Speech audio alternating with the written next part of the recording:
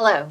For this example, we're going to look at finding the derivative of r equals, and we have a product quantity in the numerator, which is the group theta minus 1 times the quantity theta squared plus theta plus 1. All of that is divided by theta cubed. Now, when I read this, we have a product multiplication and a quotient division. And does that mean that we must use the product and the quotient rule? We certainly can, but there's an easier way. So let's look at how we can use algebra to simplify the problem before we take the derivative using the power rule. So the first thing I'm going to look at is simply multiplying the numerator. And 2 terms times 3 terms is going to give me 6 terms. So in the numerator, I have theta times theta squared, which is theta cubed, theta times theta, that is plus theta squared, and theta times 1 is plus theta. And then I have negative 1 times theta squared, so I have minus theta squared, negative 1 times theta, minus theta, and negative 1 times 1, which is minus 1. So all of that is still over theta cubed in the denominator. Now, if you notice, we have a theta squared minus a theta squared in the numerator, as well as we also have positive theta minus theta, plus theta minus theta. So those terms are going to cancel out. And my r function now looks like theta cubed minus 1 over theta cubed. So doing that little bit of algebra first simplifies this a whole lot, and then now we could jump straight to the quotient rule. But is jumping straight to the quotient rule the best way? So when we look at solving problems, we always try to simplify with algebra first.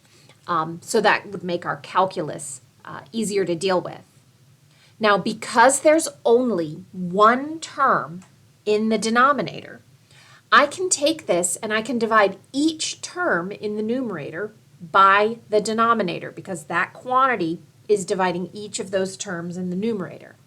So in effect, we have r equals theta cubed over theta cubed minus 1 over theta cubed.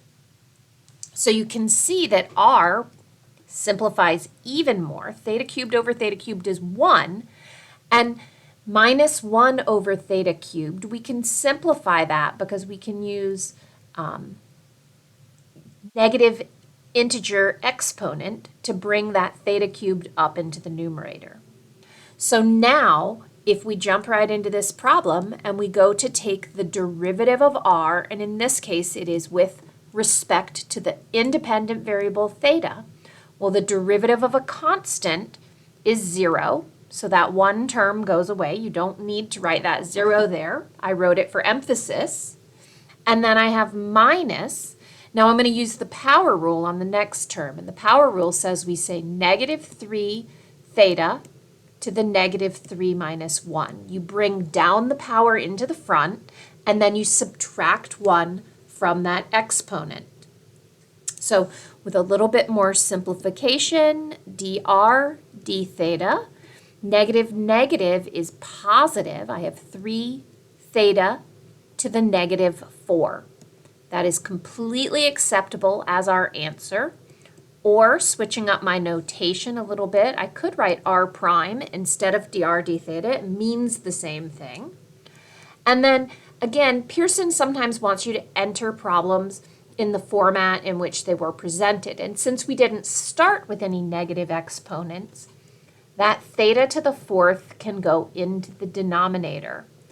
Either of these are acceptable in my opinion, but again, when you start thinking about entering your answers in Pearson, you just want to make sure that the answer you return oftentimes looks similar to the problem you were given. And that's really just a matter of opinion. But both of these would be acceptable if you were working on the test. Do keep in mind, if you do not write the derivative is r prime is, dr d theta is, without that equal sign and the derivative notation, I will remove points.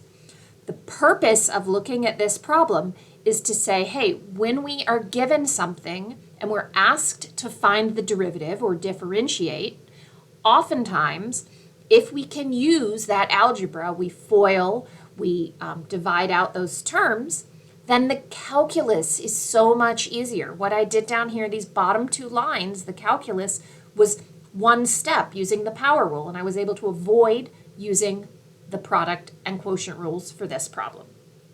So this is a very important skill that you will need moving through the rest of our Calculus 1 course. As always, please reach out and let me know if you have any questions or concerns. I am here to help.